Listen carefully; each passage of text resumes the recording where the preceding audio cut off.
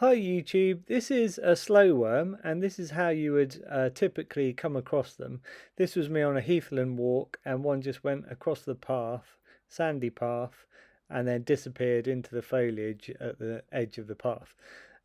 Once they disappear into the foliage, that's it. You've got no chance of finding them again. They just get straight in there and then they just disappear.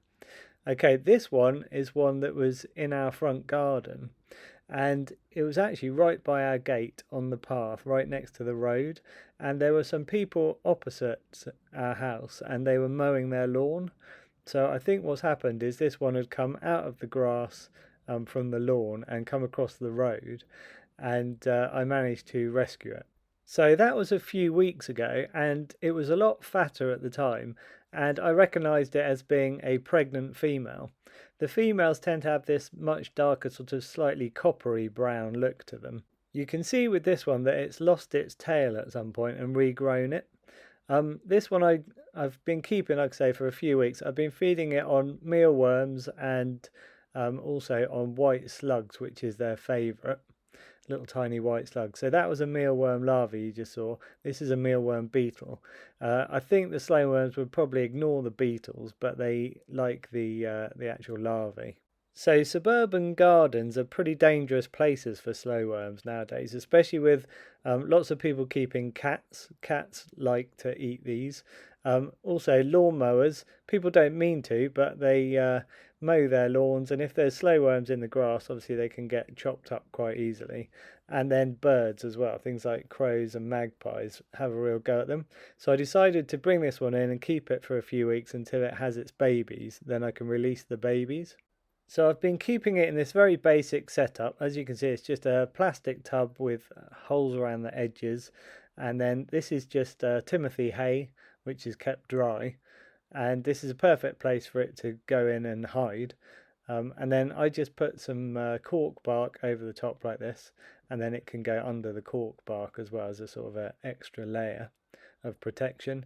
And then in this corner, I just clear the corner, and then I just put a little water bowl in the corner there so it can drink. I don't use tap water. There you go, there's the little water bowl. I don't use tap water. I've kept a lot of reptiles and amphibians in my lifetime, and basically I avoid tap water at all costs because of all of the things that are in tap water. I just use bottled water like this. Just still mineral water is fine. Slowworms, as you can imagine, are pretty good escape artists. So with the lid, I've got small holes in here. Obviously the holes have got to be small enough that the slowworm can't get its head through. And then you can see these have got clips on the side to kind of lock the lid in place. So good sturdy box. Right, I woke up this morning and I did my usual check in with the adult slowworm, and I was happy to see little babies, and very carefully took them all out and put them in this little tub and managed to find 10 babies. So that's a pretty good litter. My Reader's Digest book tells me that their litters tend to be between 6 and 12. So 10 is a good number. Slowworms don't lay eggs, they give birth to live young. And I once was looking in my garden, I looked under a brick and I saw a whole load of little babies like this all together in a little kind of clump, and they must literally have just been born.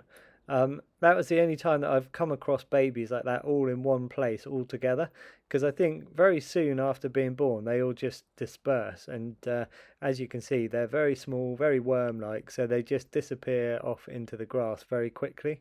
I suddenly realised that for any of you that haven't seen any babies, you haven't got a size reference.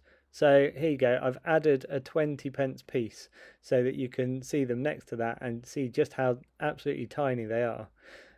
So the scientific name of the slowworm is Anguis fragilis, and the fragilis bit is obviously refers to them being fragile, and that's because their tails, if you pick them up by the tail, they'll drop the tail. And everybody thinks, oh, they'll regrow another one, it's fine. And it sort of is. Obviously, it's a defense from birds and that kind of thing, and it does give them an extra chance. But once the tail is gone, it takes them a long time to regrow another one, and it'll never be as perfect as the original tail. So it's better for them, if possible, to keep their original tail. So it was important for me to take these babies out from being in with the adult female as quickly as possible, because I'm not sure how long after, but probably the female would start to see these as food after a little while. She might even eat them. So in a few days' time, I'll release her into the garden in as safe a place as I can, and then I'll also release these babies somewhere separate. Um, and with these, I'm going to keep them for a few days just to observe them, because I like to observe anything kind of new and different. So here you can see this is how you feed baby slowworms. They've obviously only got very tiny mouths, they can't handle very much. So what I do is put in an ant's nest, and you can see all the little pupae of the ants, and there are also ant larvae and ant eggs in here as well, and the slowworms like to eat those. At the moment, I've literally just put this ant's nest in, so the ants are a little bit angry with me for disturbing the nest, and they're all kind of scurrying about and trying to hide all their pupae and things. The little slowworms will bury down into this soil to eat the little pupae, and also the larvae, which are a bit more wiggly. It probably looks like the ants are, attacking the little slowworms, but they're not. I don't think the ants can even bite the skin of the slowworm. I've been observing them for a while and I haven't seen any kind of nibbling by the ants, which is good. They do walk all over the little slowworms though, and I think that obviously makes the slowworms wiggle about quite a lot. But like I say, this ant's nest will settle down after probably 10 minutes or so, that all the ants will be kind of disappeared down into the soil. So slowworms are an amazing species, definitely nothing to be feared. They're not snakes, obviously, they are legless lizards. So one way you can tell that is that they have eyelids like lizards do. They don't have the typical forked tongue of a snake. If you look at their tongue, it can have a slight kind of notch in the end of it, but it's very much like a kind of a flat, normal lizard tongue. Like I say, they have that ability to drop their tail as well if the tail is roughly handled. If you've ever seen that happen, it's quite incredible, because the tail comes off and it keeps wriggling for maybe 10-15 minutes after the rest of the slowworm has escaped, hopefully. Again, that ability to drop the tail and regenerate it is very much a lizard trait. Snakes don't tend to do that. Just the general appearance of slowworms as well. I mean, adults tend to be about a foot long. Adult snakes tend to be quite a bit longer than that. But also with the scales, slowworm appears very, very smooth, and that's because it's got very tiny scales compared to snake scales, which tend to be a bit more sort of overlapping, especially with our native grass snake. They have sort of keeled scales, so they have a much rougher kind of look to them.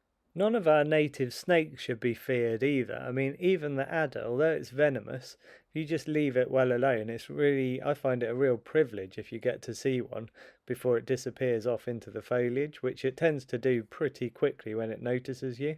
If you want to attract slowworms into your garden, they love sheets of things. So if you put down sheets of corrugated iron, plywood, or very flat stones, or even carpet, they love it under there.